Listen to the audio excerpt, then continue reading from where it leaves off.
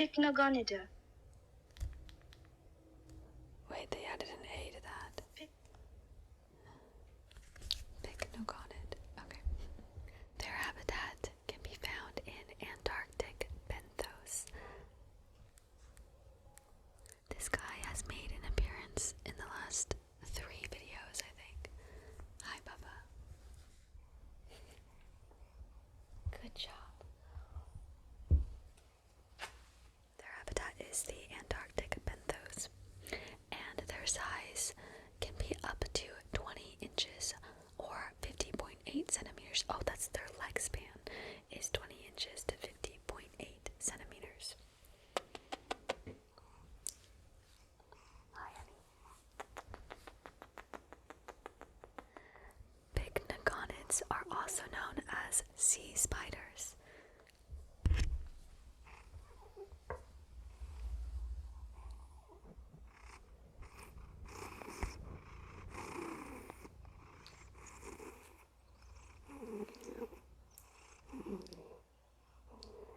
And they may actually be close relatives to spiders. Despite their name and family, Picnogonids don't build undersea webs. They are scavengers and predators that use a straw-like structure called proboscis to suck the juices from their prey. They are scavengers. Giant Antarctic Picnogonids feed on a wide range of creatures that live on the seafloor, like clams, soft corals, I've got his fur on my face, and swimmers, like pteropods, jellyfish, and comb jellies. Ocean creatures that live near the poles have a habit of being much larger than relatives that live in warmer waters. This is known as polar gigantism.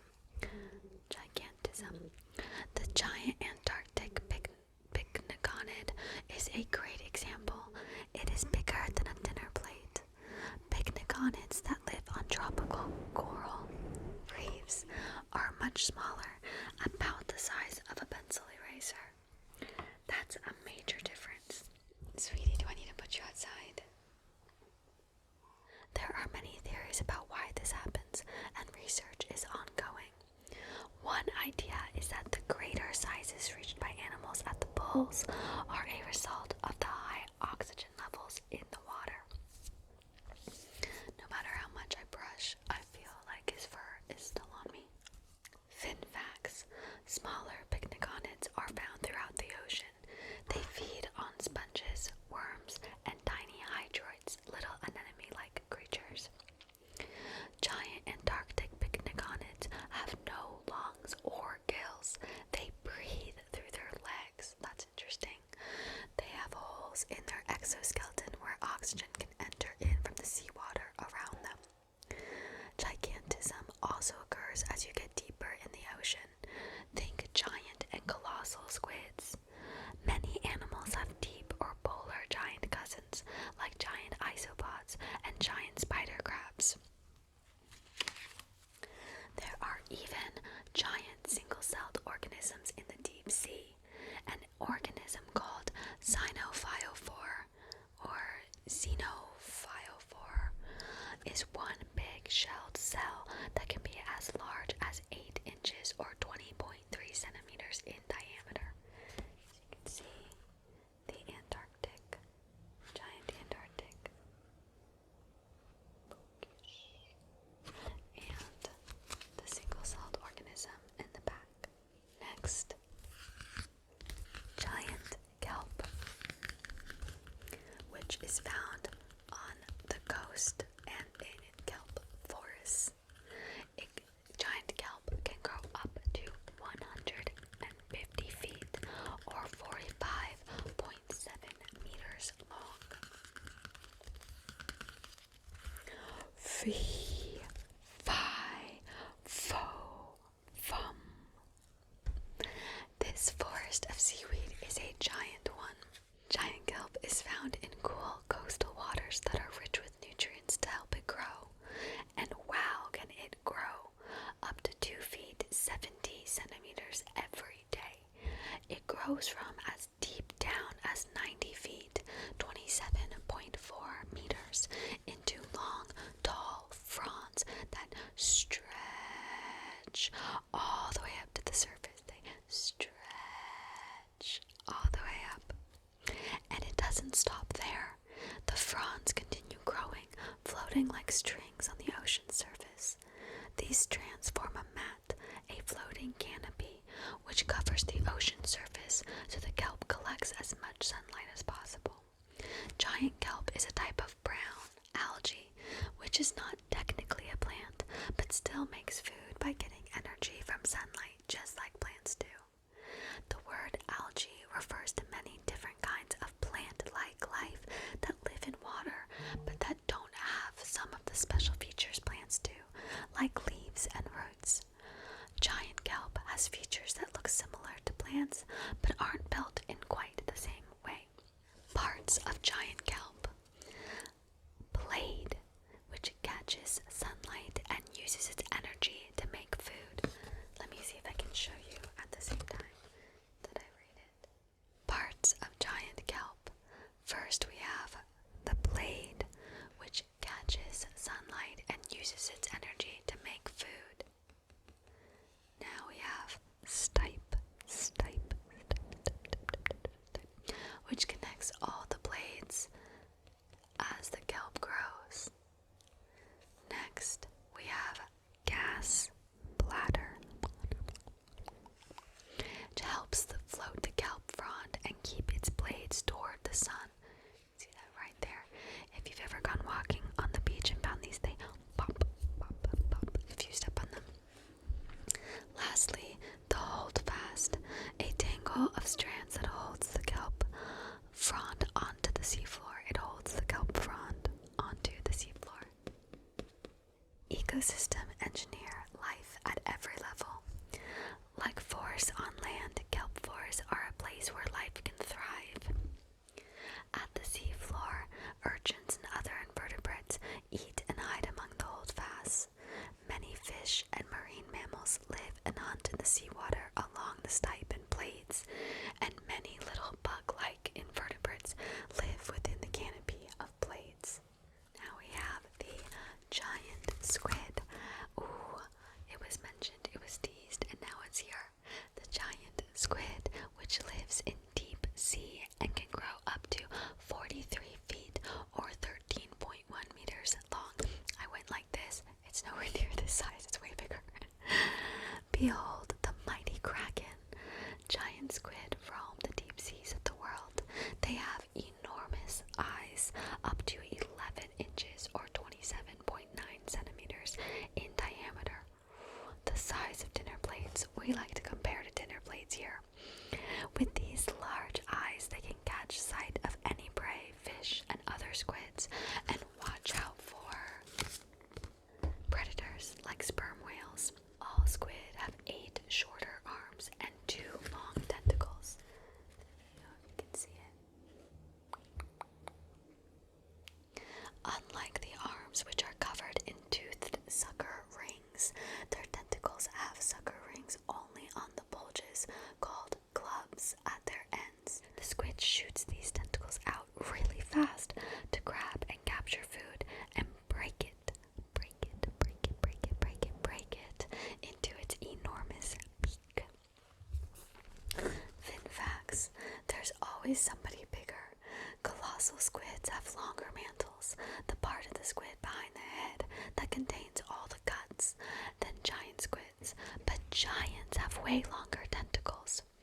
A giant squid can weigh around 600 pounds. That's 272.2 kilograms, while a colossal squid is around 1,000 pounds, 453.6 kilograms. Squids have donut-shaped brains. Their mouth is in the center of their head, so their brain has to wrap around their throat. It's cool. That is wild. I'm just thinking about that now. If it swallows something really big, is it gonna push up against its brain? Those are the kind of thoughts that I have. Anyway, dive into discovery.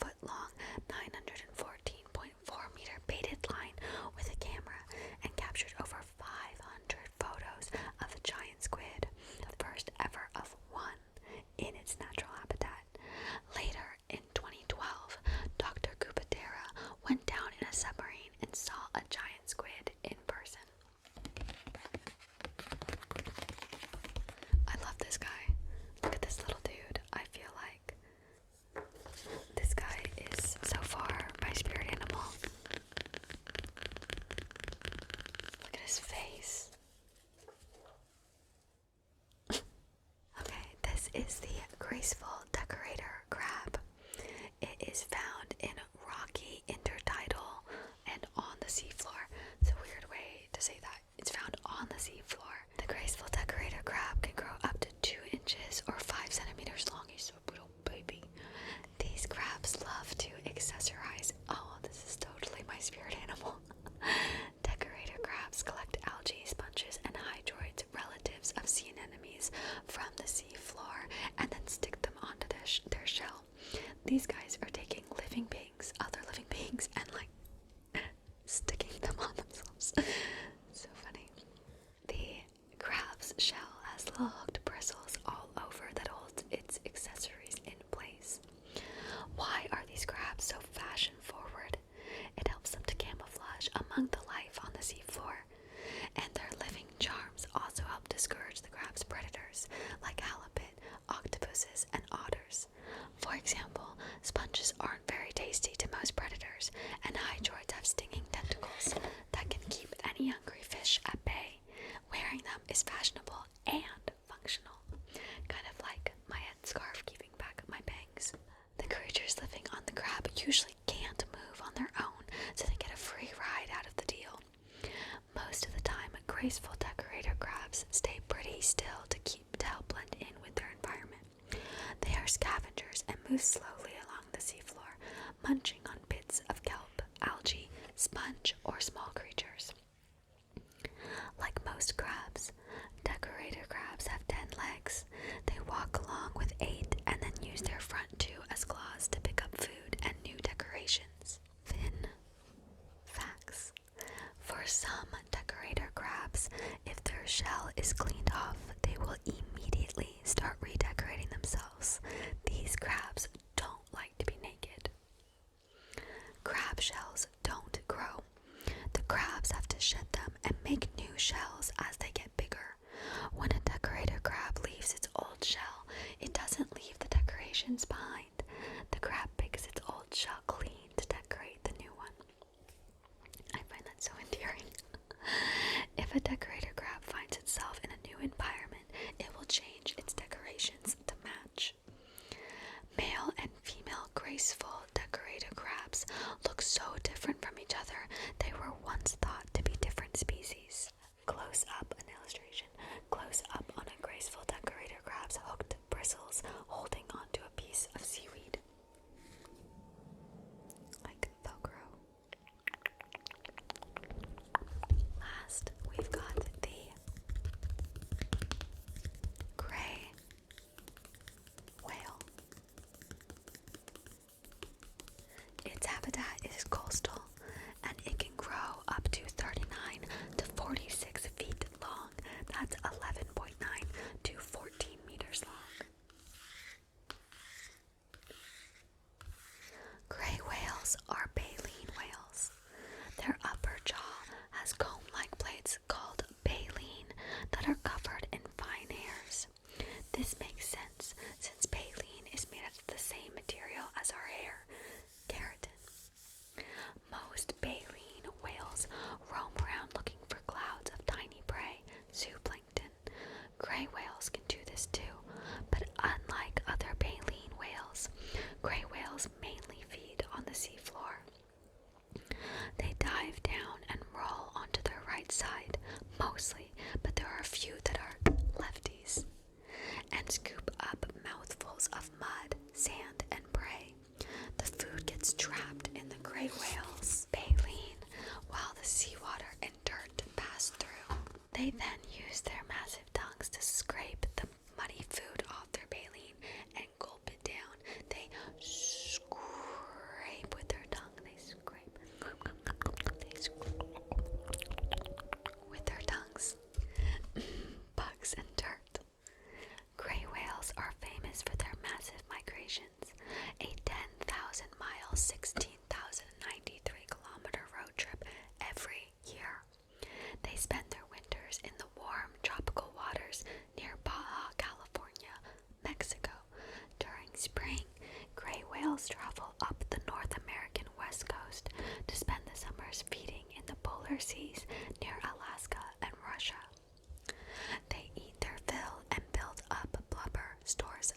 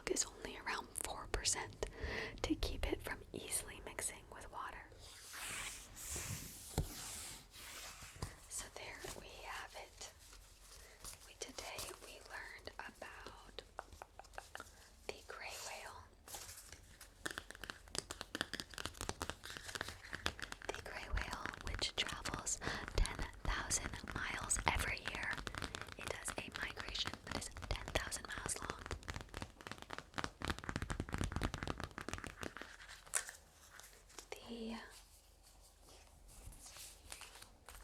Graceful Decorator Crab that does not like to be naked and will decorate its shells with living creatures for camouflage. Yeah, the giant squid. The giant squid